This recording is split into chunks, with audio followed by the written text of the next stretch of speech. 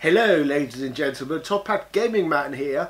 You may have noticed over on my channel, Top Hat Gaming Man, I have recently uploaded a video about whether or not the Panasonic 3DO is worth playing today.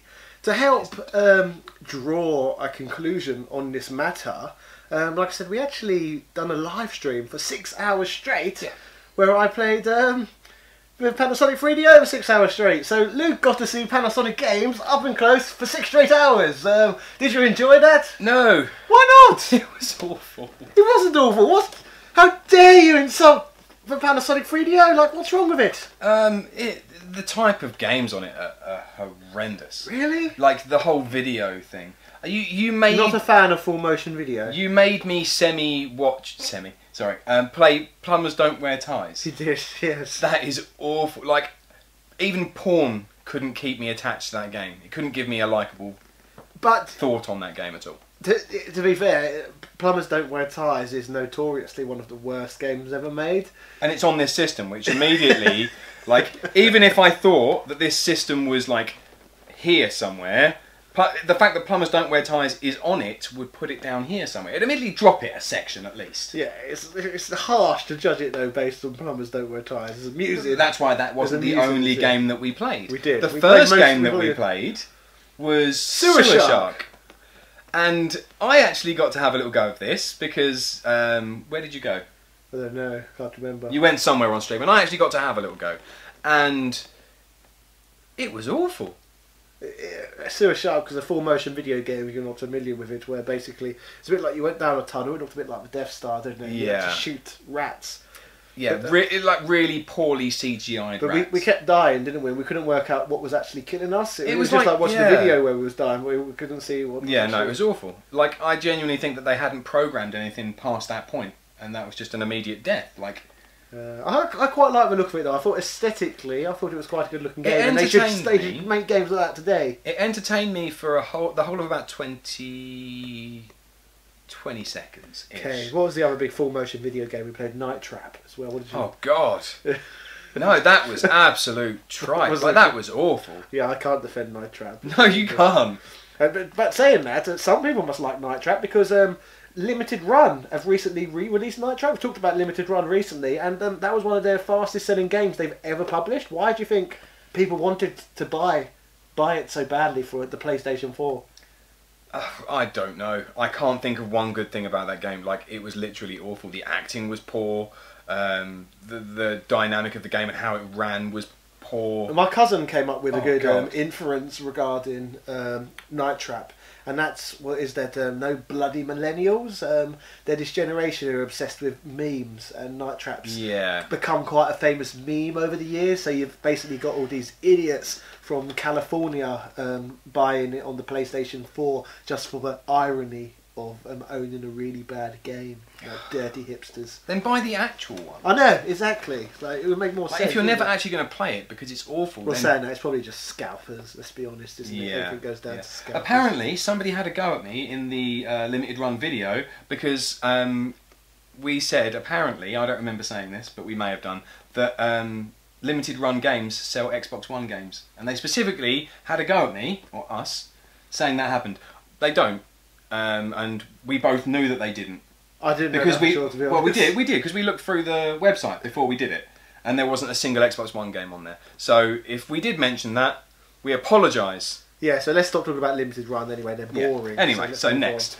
Let's see. I've got a big pile of. Let's have a look at some of the games that we actually played. Yes, Lucian's Quest. We couldn't really make much of that because it's a JRPG, so we moved on quickly. Okay, so we can't judge. But that was on the better end of the pile. Need for Speed. What did you think of Need for Speed? It was okay looking for the fact that it's a 1993 console, but other than that, nothing outstanding. Just a racing game, I suppose. Whoop. You did have to actually physically change gear, which took you 5 minutes to work out. Plumbers Don't Wear Ties. Yeah, we're not going over that one. Played that. We never got around to that. A lot of these we haven't played yet. Road Rash. Road Rash. I thought that was quite good. You really quite liked that. I did enjoy it. I watched you play it, and it just looked like a bike sim. Yeah, it was fun. I liked kicking people. That was amusing. Yeah, I suppose. It didn't look that great though. Like, it looked very repetitive. Like, I don't know how much you could actually get into Space Hulk. Do you remember this one? Oh, that, to be fair, that looked alright. But I couldn't play it because I was no good at it. No. It was first-person shooter-ish, and you seemed to be in some kind of, like, mech, and you were stomping around. Yeah. It looked very like Warhammer 40k. / Alien. Yeah. And, I don't know, it just didn't seem very smooth. Tripped! Do you remember Tripped? What was that one? This was the puzzle game, which I played for ages. Oh, you played that for... Basically, it's just a Puyo Puyo. It was, yeah, it was a bit like Puyo Puyo. Game, But I remember getting somewhat hypnotised by it. It felt like I was playing it for ages. I just kind of zoned out and just carried on playing it. But it's the puzzle genre in general. It was quite nice. It was calm, I suppose. Okay. But that could have been only because the rest of it was seemed quite like stressful. Killing Time. This was the game where I was shooting ducks all the time and I kept running out of ammo. Do you remember that? Again, that looked okay. It looked a little Another first-person shooter. It looked a little bit Doom-esque. Like, yeah, it's the era. It was alright. Bladeful. Nothing special. We could definitely do another 3DO stream though. There's definitely a lot of games to still play. Like, look at all these I've got around. So many we haven't got Dragons around to. there. Oh, are they? It depends though, because we picked them randomly. Yes. See. Yeah. Are you still just going through? Go through the ones we've. Captain Quasar. Oh.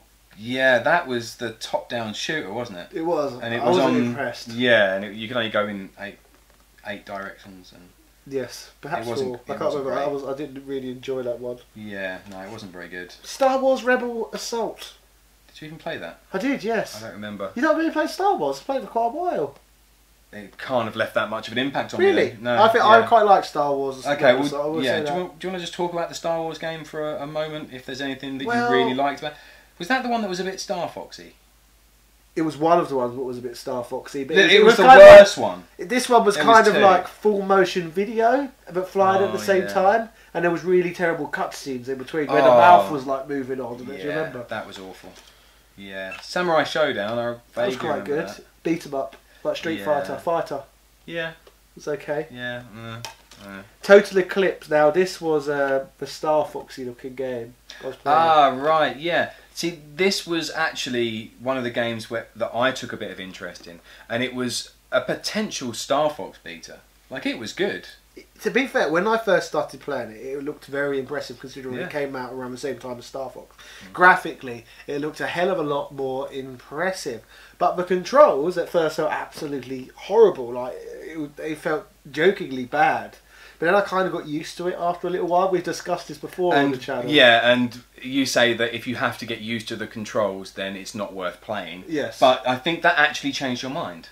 I don't know. Because I think it was good enough that once you got used to it, it was a good enough game behind it. I could have carried on. Yes. Yeah, it was decent. It was okay. But if I wasn't on live stream, I probably wouldn't have given it that much time in the first place. So it's good that you did, really. Exactly. Because that opened my eyes. Maybe hidden gemish. This one was quite good.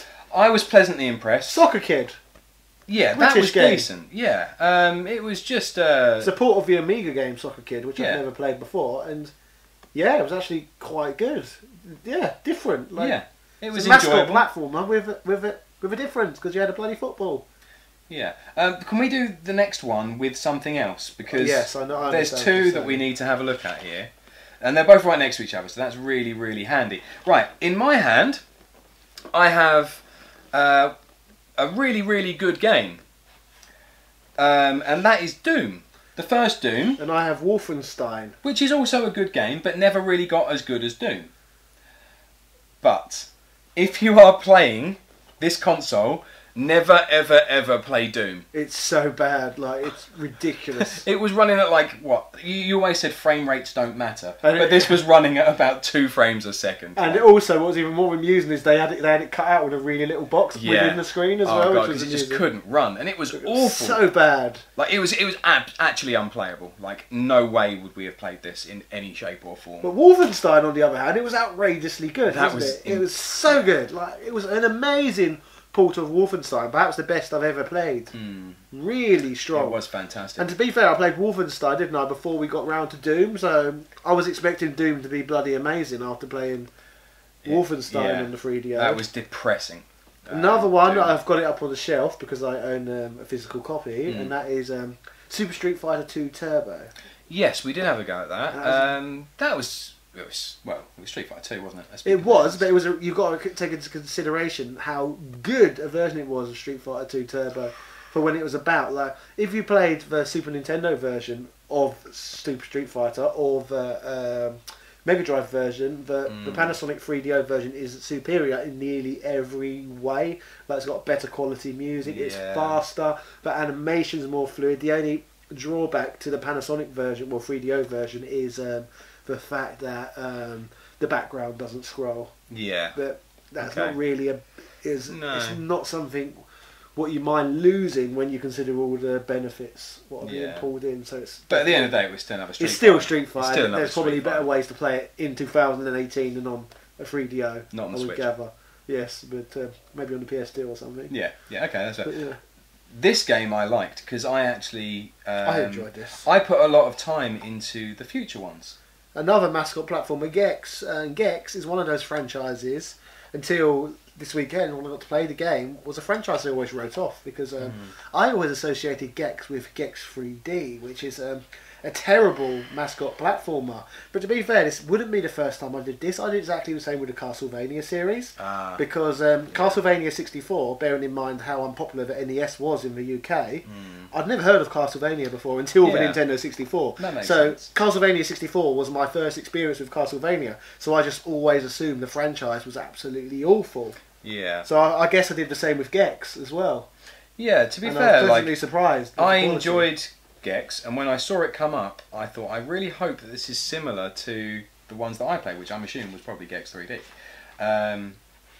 And I really enjoyed playing it in 2 as well. I actually got a little go at this as well. Not very long, but it controlled well, it handled well, the graphics were good. Yeah, enjoyed it. Decent, yes. Yeah. So overall, now you reflected on that whole evening, it sounded like to me you perhaps had more positive things to say about a lot of this library than you perhaps thought. That's because I did. Would you That's agree because I'm with that? supposed to be the positive one out of the two of us, so I just skipped over some of the horrendous comments that I could have made about half of those games. That's fake news then, isn't it? Now you're spreading fake news. Well, no, because you're supposed to be the negative one, and this is. It feels very. There's no positive, there's no negative, this is just real. It feels very roles. The real Panasonic 3DO. Well, the EA 3DO.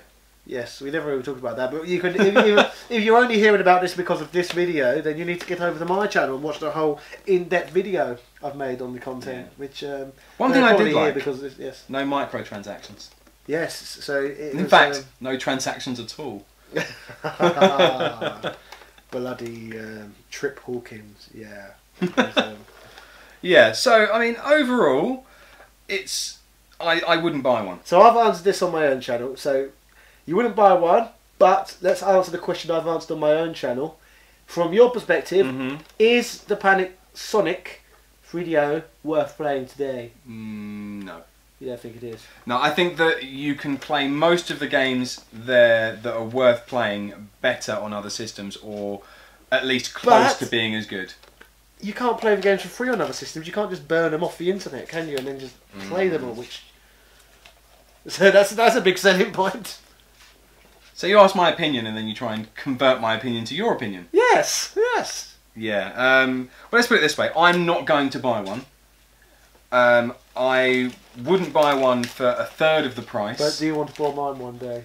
Not this one; it's broken. Well, it's not that one. No, the one over there that actually works. I would prefer to borrow your Mega Drive. Okay. Yeah. Is that fair? Is that a relatively Well, the Mega okay? Drive is obviously better than the 3DO. Exactly. So, if I had a choice, there is considerably more things that I would prefer to buy and play on than Even this. though, which is quite amusing, the reason why Trip Hawkins wanted to make a 3DO was actually because he believed that the Mega Drive would be completely obsolete by 1994, so needed to make hardware in order to release games on.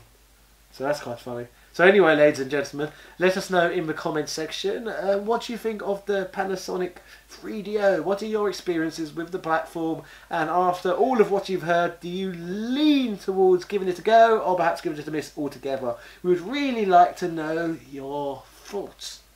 Cheerio!